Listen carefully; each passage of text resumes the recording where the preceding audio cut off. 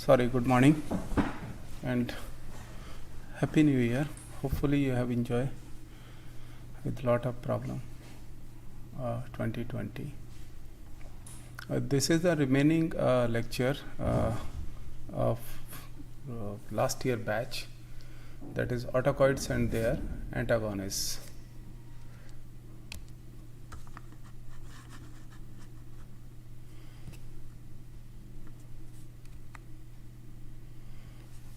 These are the self-healing substances. They produced by the large variety of cells and which act locally on a wide variety of tissues in the human body.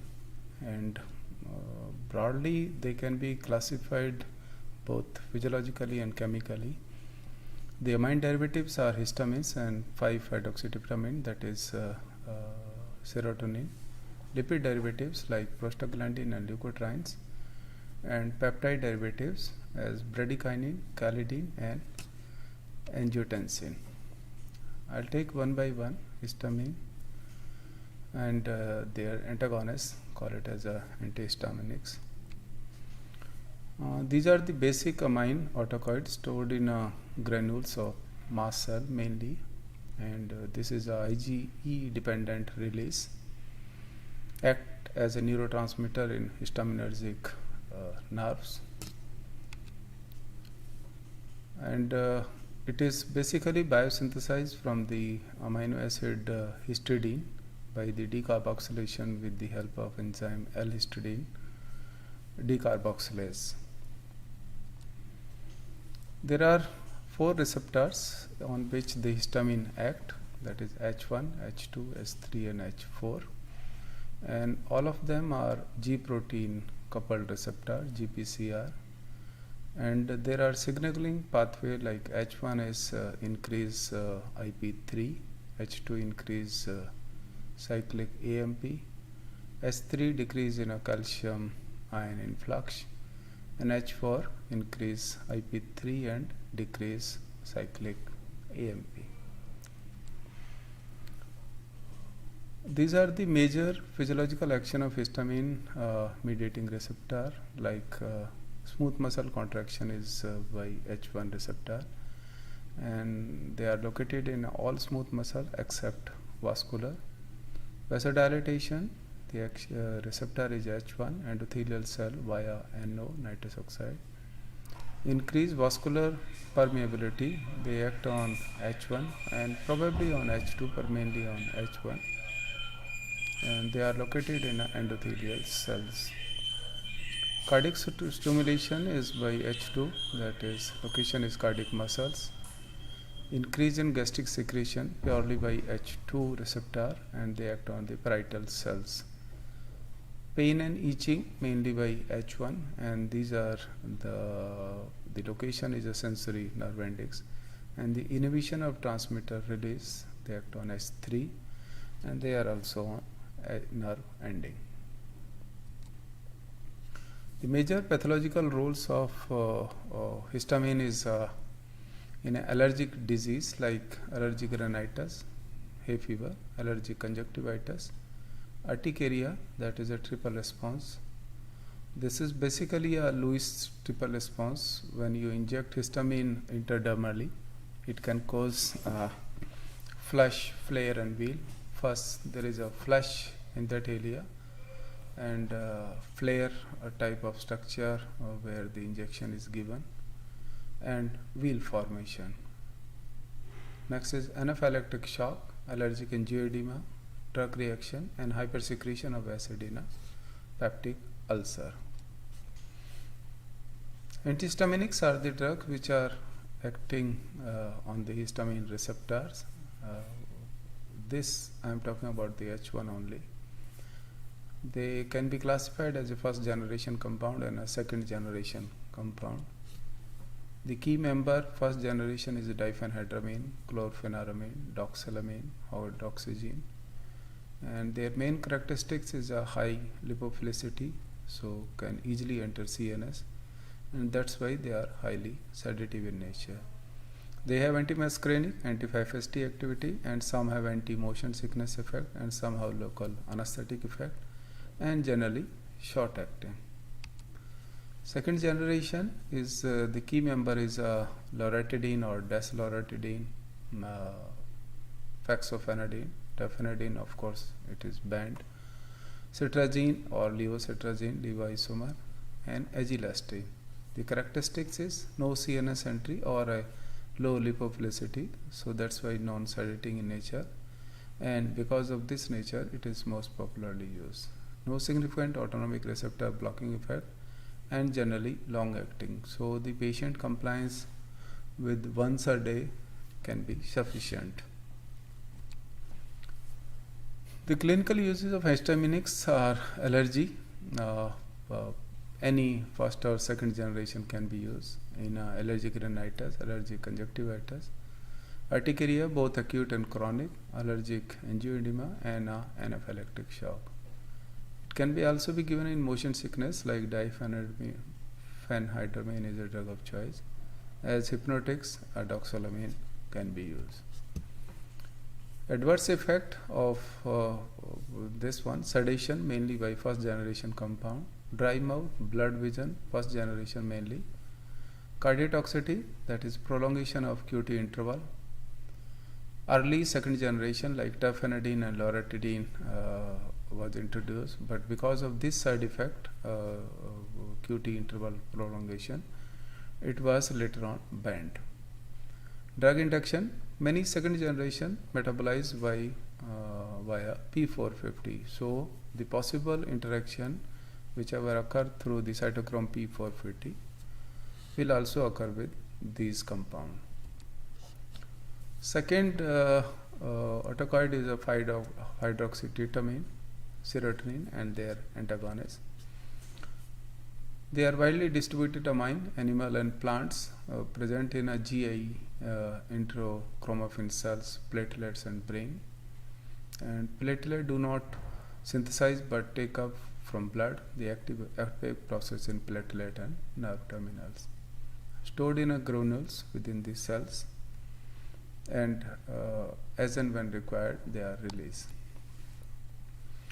They are biosynthesized with the amino acid tryptophan by tryptophan hydroxylase, converted into a 5-HTP, 5-hydroxytryptophan, and later on 5-OH tryptophan decarboxylase. It is converted into 5-hydroxytryptamine, and further biosynthesized 5-OH indole acetaldehyde into a 5-hydroxy-indole acetic acid. That is a metabolism part. They interfere with the system, like they inhibit uptake of CNS, other arachidonic acid, inhibit synthesis, parachlorophenyllamine, irreversible one, inhibit neuronal reuptake, the drug like cocaine, SSRI, and tricyclic antidepressant, inhibit storage deplete like reserpine, and they inhibit the metabolism like MAO inhibitor, and they can promote the release of parachlorophenyllamine like fenfluramine, though it is not used nowadays. There are 4 family and 15 subtype of serotonin receptor. They have multiple transduction mechanism, like 5-HT1 have 4 A, B, D, E, F, 5. They are all GPCR and decrease cyclic AMP. 5-HT2 have A, B, and C. They are again GPCR and increase IP3. 5-HT3 is a ligand gated ion channel. They can increase the sodium influx. 5-HT4 and 7, they are GPCR and increase cyclic AMP. Endogenous function they perform: they are central neurotransmitter, precursor of melatonin, GI tract uncertain, maybe increased motility. In carcinoid tumor, large amount of release leading in diarrhea, bronchoconstriction, and edema. Platelet 5-HT2 receptor can lead to aggregation and vasoconstriction. In this case, both agonists and antagonists are used clinically. Among the agonists are sumatriptan. This is a 5-HT1D agonist, contraindicated in a patient with angina but used in a migraine. Fluoxetine, this is the selective serotonin uptake inhibitor for depression and other indication. Buspirone, 5-HT1A agonist for anxiety, C-substrate 5-HT4 agonist to increase GI motility and decrease GE reflex, can be used in a GI disorder. LSD, all receptor subtype, hallucinogen, not much used clinically. Ergot alkaloid 5-HT1 and 5-HT2 and other receptor used in treatment of migraine. Among the antagonists, there is methisergide or cepraptadine. It is a 5-HT2 antagonist used in carcinoid and migraine. Ketanserine 5-HT2 and alpha antagonist used as antihypertensive. Ondansetron is a 5-HT3 antagonist for chemotherapy-induced nausea and vomiting. Clozapine is a 5-HT2A2C antagonist used in a schizophrenia. Next one is a prostaglandin and leukotrienes. They are basically a eicosanoid mediator, that is arachidonic acid, eicos or tetinoic acid, and then they can further lead to prostaglandin, prostacyclin, thromboxane, leukotriene, and epoxy and hydroxy derivative of arachidonic acid. They are formed in a virtually every tissue, nearly every cell type. The receptor mechanism is they are GPCR, CMP increase G protein coupled receptor, and mainly local function, high rate of metabolic inactivation both locally and in the lung. They mainly is a phospholipase A2 is responsible for the arachidonic acid release by this, which can act on the nuclear membrane which containing cyclooxygenase and lipoxygenase, further released to PG, TX and LT and released in a cytoplasmic membrane. They are as I told you, there are two pathways. One is cyclooxygenase pathway, lipoxygenase pathway, which can lead to leukotriene, and this will lead to a prostaglandin, prostacyclin, and thromboxane. As the formation is concerned, the mainly arachidonic acid is a responsible cyclooxygenase, which can lead to first formation of PGG2 and then with the peroxidase PGH2 and then to PGD2, PGE2, PGF2 alpha and further to PGI2, that is prostacyclin. And another one pathway is PGH2 to thromboxane A synthesis leads to formation of thromboxane A2 and thromboxane B2. The isoform of cyclooxygenase prostaglandin H synthesis like COX-1, the constitutively express credited for housekeeping function. An exception is thromboxane synthesis in thrombocyte. COX-2 is inducible by inflammatory mediator, mainly interleukin-1, TNF, that is tumor necrosis factor. Induction inhibited by corticosteroid, and they are responsible for the inflammation, pain and fever. COX-3 is a very recently discovered, mainly in a dog brain, and a splice variant of COX-1, intron 1 remain in mRNA, and they are inhibited by acetaminophen, which act only weakly on COX-1 and COX-2. They are some physiological processes regulated by PG and related eicosanoid, like inflammation is mainly due to prostaglandin E, I, leukotriene C4 and D4, fever and pain by prostaglandin E, thrombocyte aggregation stimulated by thromboxane A2 and inhibited by prostaglandin E and I, and the uterine contraction by PGE and PGF2 alpha. And the integrity of gastrocmucosa by prostaglandin E and F, the regulation of blood flow and urine secretion in the kidney by prostaglandin E, prostacyclin and thromboxane A, and gastrointestinal motility by prostaglandin E, F and I. These are the prostanoid receptor, like receptor is DP, EP1, EP2, FP, IP, and TP.